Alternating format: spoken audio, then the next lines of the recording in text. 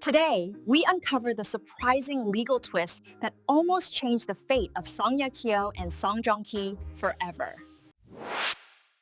What if one small legal rule had quietly rewritten the fate of one of Asia's most iconic celebrity couples? It sounds almost like the opening of a drama script, but this is real life, complete with romance, history, and a surprising legal detail hiding behind the scenes. Before the wedding photos, before the emotional headlines, and long before the divorce that shook fans across the region, there was a possibility that none of it would have happened at all. That is the curious angle we explore today on THAO Asian Star Spotlight, where sometimes the most fascinating celebrity stories are not about scandals, but about timing, and the strange what-ifs of history. The marriage and eventual breakup of Song Joong-ki and Hye Kyo once left countless fans across Asia feeling both enchanted and heartbroken.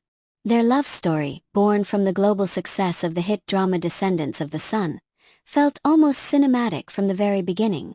Yet behind the romance lies a lesser-known historical detail that adds a surprising layer of irony.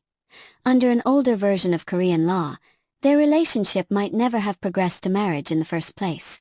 For decades, South Korea enforced a strict rule under Article 809 of the Civil Code, prohibiting marriage between individuals who shared the same surname and ancestral lineage.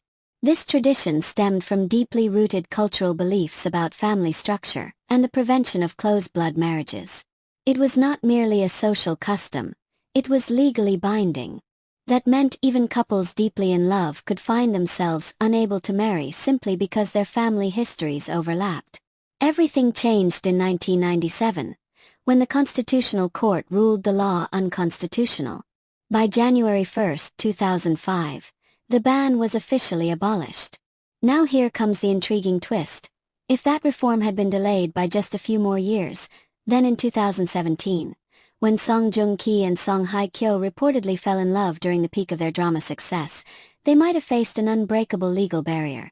Instead of a glamorous wedding at the Shilla Hotel that dominated headlines, their story could have ended quietly, like a modern Romeo and Juliet tale interrupted not by tragedy, but by bureaucracy. From a personal perspective, this is where the story becomes oddly fascinating rather than simply sad.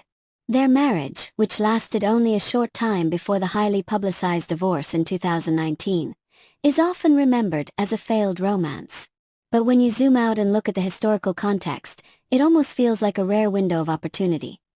Two people who met at exactly the right moment in history, when society had just changed enough to allow their love to exist publicly, even if briefly. And honestly, there is something strangely poetic about that. Not every love story is meant to last forever, but some are meant to happen exactly once, at exactly the right time, leaving behind memories that feel larger than the timeline itself. Looking at their lives in 2026, it is hard not to notice how both individuals seem to have found new chapters that suit them better. Hye Kyo's powerful return in the drama The Glory reminded audiences why she remains one of the most respected actresses in the industry. Calm, confident, and completely in control of her craft.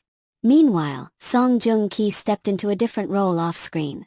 Husband and father, building a quieter kind of happiness away from the intense spotlight that once surrounded his marriage. Here is the personal takeaway that makes this story linger in people's minds. Their relationship was not just about romance or celebrity drama. It was about timing, social change, and the unpredictable way history shapes individual lives. A law changed, a drama became a hit, two actors met, and for a brief period, the public witnessed what felt like a fairy tale. And maybe that is why fans still talk about them today. Not because the marriage ended, but because it almost never began at all.